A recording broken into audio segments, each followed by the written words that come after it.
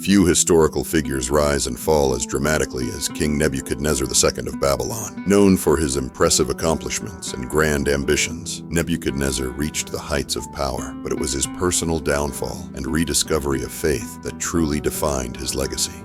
His story is not just about building one of the most famous empires of the ancient world. It's about how unchecked pride can lead to ruin and how humility can pave the way for redemption. Nebuchadnezzar II took the throne in 605 BCE, succeeding his father, Nabopolassar, after defeating the Egyptians and their allies at the Battle of Carchemish. This battle secured Babylon's dominance over the region, but it was only the beginning for Nebuchadnezzar. From the moment he became king, Nebuchadnezzar was a man on a mission to make Babylon the most powerful empire on earth. His ambitions knew no bounds, and he pursued them with a combination of military strength, strategic diplomacy, and grand architectural projects. Nebuchadnezzar's military campaigns extended Babylon's territory across Mesopotamia and into the Levant, encompassing much of what is now modern-day Iraq, Syria, Israel, Lebanon, and parts of Turkey. His victories over the kingdom of Judah were particularly significant. In 597 BCE, Nebuchadnezzar besieged Jerusalem and took the Judean king, Jehoiachin, along with thousands of Jews, into exile. 10 years later, in 587 BCE, he returned and destroyed Jerusalem, including its iconic temple, marking the beginning of the Babylonian Captivity. 2 Kings 24:10-16. This was a pivotal event in biblical history, one that shaped the future of the Jewish people for generations. Babylon's glory under Nebuchadnezzar was unmatched. The city was fortified with massive walls, some of which were said to be 80 feet thick. The Euphrates River ran through the city, and Nebuchadnezzar commissioned the construction of an elaborate canal system to ensure that both the city and its surrounding lands had access to water, vital for agriculture and trade. At the center of this thriving metropolis was Nebuchadnezzar's royal palace, a sprawling complex that reflected his vision of Babylon as the jewel of the ancient world. Of course, no discussion of Nebuchadnezzar's accomplishments would be complete without mentioning the Hanging Gardens of Babylon. Whether they were myth or reality, the gardens symbolized Nebuchadnezzar's desire to create beauty that transcended time. Ancient accounts describe the gardens as lush terraces overflowing with plants, trees, and flowers, irrigated by an advanced system of water pumps that brought water from the Euphrates to the highest levels of the structure. These gardens, if they existed, were said to have been built for Nebuchadnezzar's wife, Queen Amytis, to remind her of her homeland's green hills. But while Nebuchadnezzar's achievements were awe-inspiring, his pride grew alongside them. The construction of a massive golden statue, possibly of himself, marked the height of his arrogance.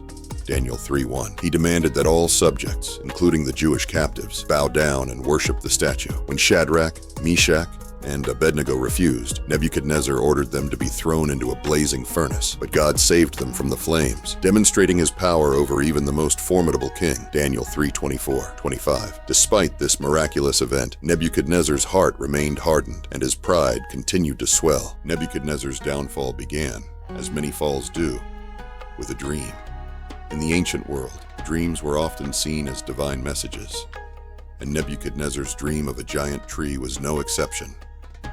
This tree stretched to the heavens and provided shade and sustenance for all creatures. But in the dream, the tree was cut down, leaving only a stump. Terrified and confused, Nebuchadnezzar sought an explanation. None of his royal advisors or wise men could interpret the dream. It was then that Daniel, a Hebrew captive who had risen to prominence in Nebuchadnezzar's court, was called upon to explain the vision. Daniel, filled with wisdom from God, delivered the sobering news. The tree represented Nebuchadnezzar, and just as the tree was cut down, so too would the king be brought low. Because of his pride, Nebuchadnezzar would lose his sanity and live as a beast of the field for 7 years. Daniel 4:22-25.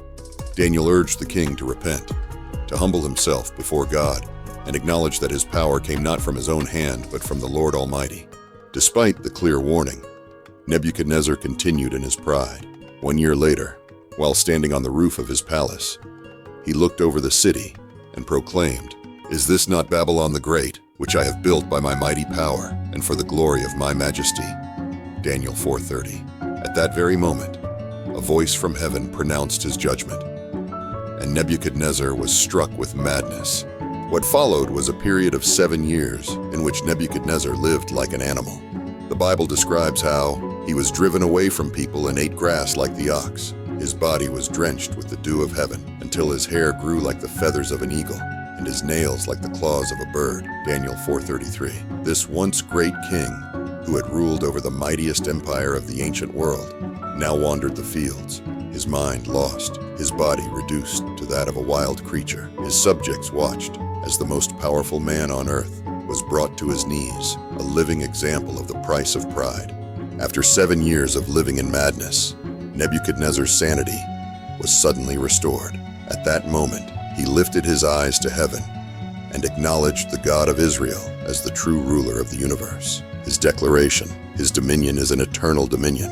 His kingdom endures from generation to generation.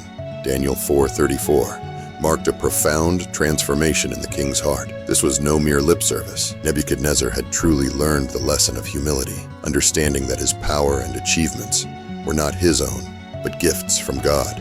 Upon his restoration, Nebuchadnezzar returned to his throne, but he was a changed man.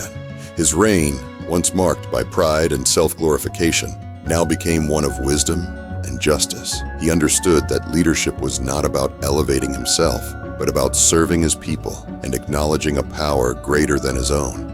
This transformation had a profound impact on his kingdom, fostering a new sense of reverence for God and encouraging others to recognize their own dependence on divine authority. Nebuchadnezzar's proclamation of faith wasn't a quiet, private moment. It was a public declaration that reverberated throughout the empire. Now I, Nebuchadnezzar, praise and exalt and glorify the King of Heaven, because everything he does is right, and all his ways are just. And those who walk in pride, he is able to humble. Daniel 4:37. His story became a powerful reminder that no matter how great one's achievements may be, without humility and faith, it can all be taken away in an instant. The lesson of Nebuchadnezzar's life is clear. Pride leads to destruction, but faith and humility bring restoration. His incredible journey from the heights of power to the depths of madness and back again illustrates the timeless truth that all human strength is ultimately subject to the will of God. Nebuchadnezzar's transformation is one of the most dramatic in history, a testament to the power of divine intervention and the importance of recognizing our place in the grand scheme of things. King Nebuchadnezzar II's life is a tale of extremes, of incredible achievements and devastating downfall, of unchecked pride and profound humility. His story is a reminder that no matter how powerful we may become, we are all vulnerable to the same forces of fate, and through faith, we can find the strength to rise again, stronger and wiser for the trials we've endured. If you enjoyed learning about Nebuchadnezzar's journey from greatness to madness and his ultimate redemption, don't forget to subscribe to our channel for more captivating stories from history. Thanks for watching.